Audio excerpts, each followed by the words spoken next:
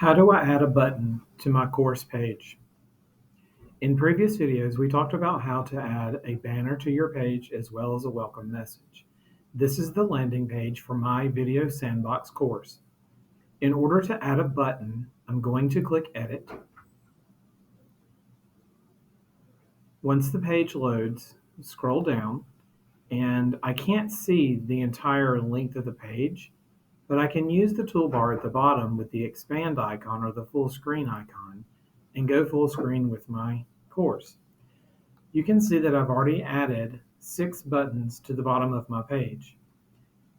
To add your buttons, you're going to need to design them in some other tool. This is Canva, and I've designed several buttons for Unit 1, 2, and 3, the syllabus, course, or class resources, as well as Meet the Teacher and video training courses. If I need to download one of the buttons, I'll simply go over and click Download. Make sure it's set to PNG or JPEG. I decrease the size of the button from the initial 1080 by 1080 or whatever size it defaults you to the smallest size that you can do, which is 540 by 540. And even that is still a little too large. But for the sake of this video, we're going to leave it set to that, and I'll show you how to fix that in a few minutes. Once you have your size set, make sure you select the pages you want to download. If you're going to download multiple pages from within one file, then you need to you'll have to download that as a zip file and then unzip it once it downloads to use the files in Canvas. I'm going to just select the Meet the Teacher icon, click Done, and click Download. It will download at the bottom. This copy window is going to come up. You can ignore that in a second. But here's the video button, and I'm just going to save it to my desktop, leave it set with the name that it came out with, and click Save. Leave this Google toolbar across the bottom, this Chrome toolbar across the bottom. Don't mess with that. I didn't have to click Copy, just click X, and then go back to your Canvas page. Once you're on your Canvas page, click wherever you want the button to appear. For the sake of this video, I'm going to enter down a couple of lines and go back up and insert the button here. Once I click where I want the button to appear, find the image insert tool here, click on the image icon, the upload image. When you see the rocket ship, you can either click on this and go find the image you want, or if you still have this Google bar across this Chrome toolbar across the bottom, the download tools, all you have to do is drag it up. So I'm going to click, hold, and drag it up and let it go. And now the image is there. Remember that alt text is for screen readers. You could explain what that is. So I could simply type in here, Meet the Teacher button. Or I could choose that it's a decorative image and click Submit. Notice that it said dropped file type is not supported. If I click on that, I can exit out, go back to your button and see what you actually chose to download it. You did say PNG, so sometimes I see that button and it still will work, but I'm not sure why that button comes up. See how large this came in? It's incredibly large. If you click on image options, you can use the toolbar that pops up on the side and change it from a custom.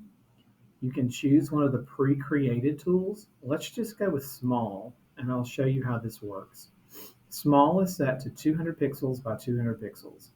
Click Done, and now that's the size that I have the button that's already on the page. So that size is okay if you want to have it be a little bit larger and be prominent on the page for the kids to read it. I want to show you what happens when you save this though.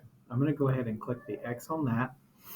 Notice that I'm in full screen mode. I don't have a way to get back to to shrink it back down unless I hit the escape key. And then I can scroll the page down and click Save. Once it saves, it will take me back to the course.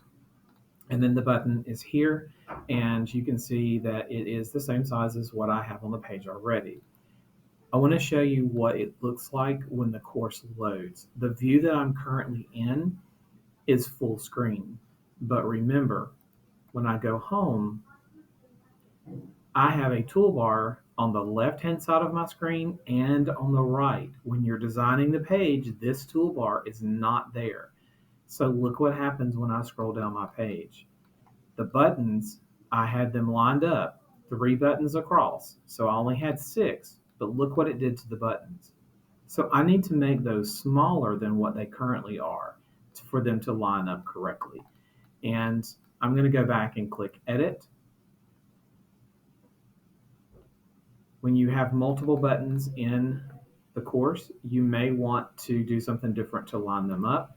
I'm going to click back on that first image that I selected, or the second one that I put in for Meet the Teacher, rather. Click on Image Options and then scroll down. If you change it back to Custom, you get a dimension box down here at the bottom. You could change this to be whatever size you want it to be. When you put in a number on the first, the aspect ratio is going to be preserved, so it's going to put in your second number. If I put in 100, it's going to match it, so it's going to be a 100 by 100.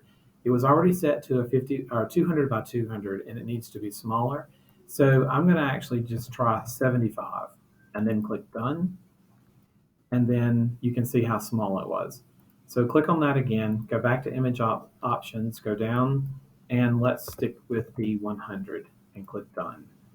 Okay, so now that's small, and I may need to do the rest or change the size of the rest of my buttons to match that, but I'm going to go back and click Save. And when you scroll down the page now, because remember, you don't have that toolbar over on the right-hand side, this is deceiving. It's not a WYSIWYG, and that stands for what you see is what you get, HTML term for WYSIWYG. If you go back home